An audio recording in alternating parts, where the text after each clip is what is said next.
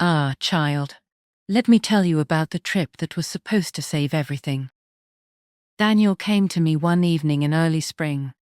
His voice was soft, almost careful, as if he were afraid I'd break. Maria, let's go away for a while, just us.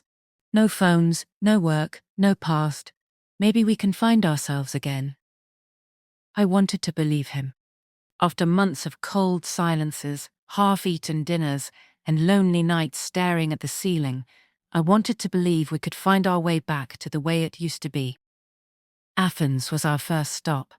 The city felt alive in a way I hadn't in years. The air smelled of roasted chestnuts and sea breeze, the streets humming with chatter and music from a distant lyre. We climbed the hill to the Parthenon, the sun painting marble in gold. He slipped his hand into mine, warm, steady. For the first time in months, my shoulders relaxed, my ragged pain. I felt easily that I had found a rag. In Florence, we wandered the narrow streets, cobblestones echoing under our steps. The Ponte Vecchio glowed in the sunset, its old shops huddled together like gossiping neighbors. We laughed over pistachio gelato, his smile wide and real. Until his phone buzzed. He stepped away to answer it. 10 minutes turned into 15.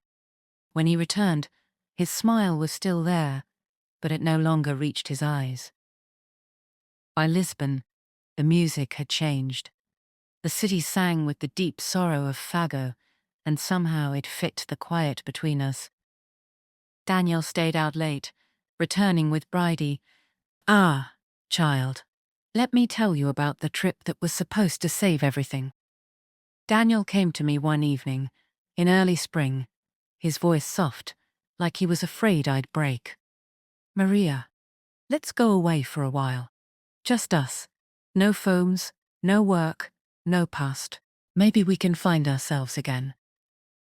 I wanted to believe him.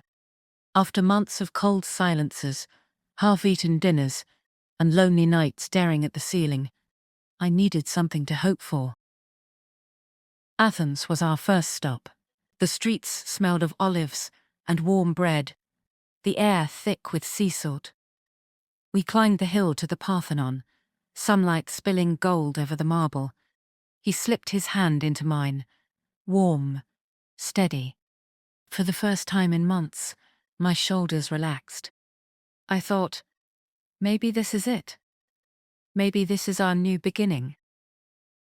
In Florence, we wandered the narrow streets, cobblestones echoing under our steps. The Ponte Vecchio glowed in the sunset, its old shops leaning together like gossiping neighbors.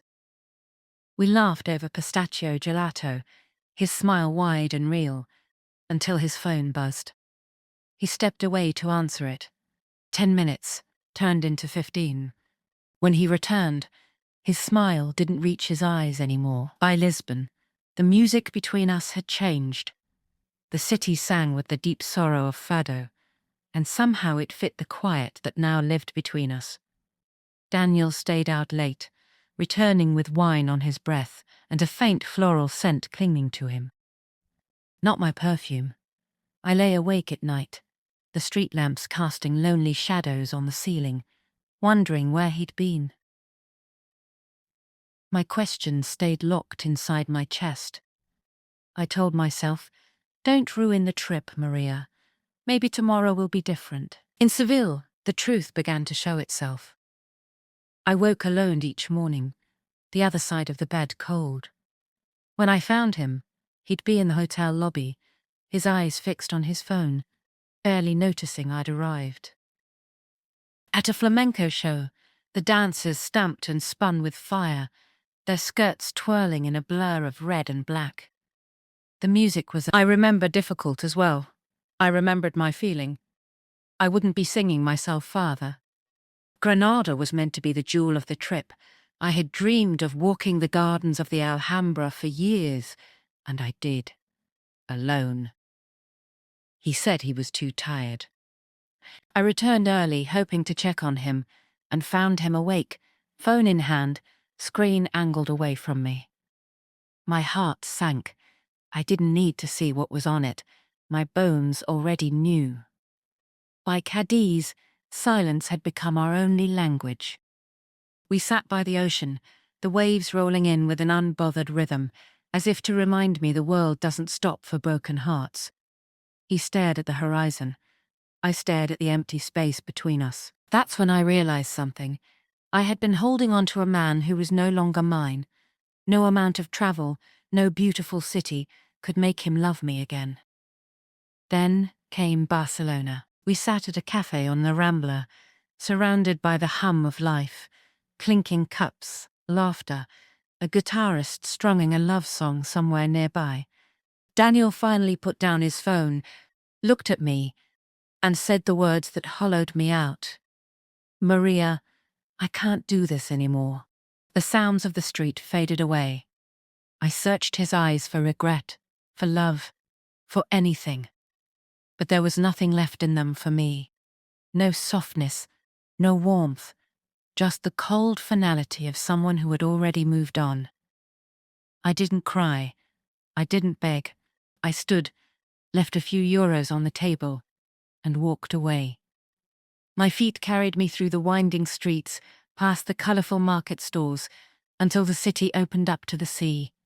I stood there, the waves brushing against my shoes, the wind pulling at my hair. And in that moment, I understood the truth I had been afraid to face. This trip was never about saving us. It was about showing me it was over. It was about setting me free. Sometimes, child, the journey doesn't lead you back to where you started. Sometimes, it takes you exactly where you need to be, even if it breaks your heart on the way.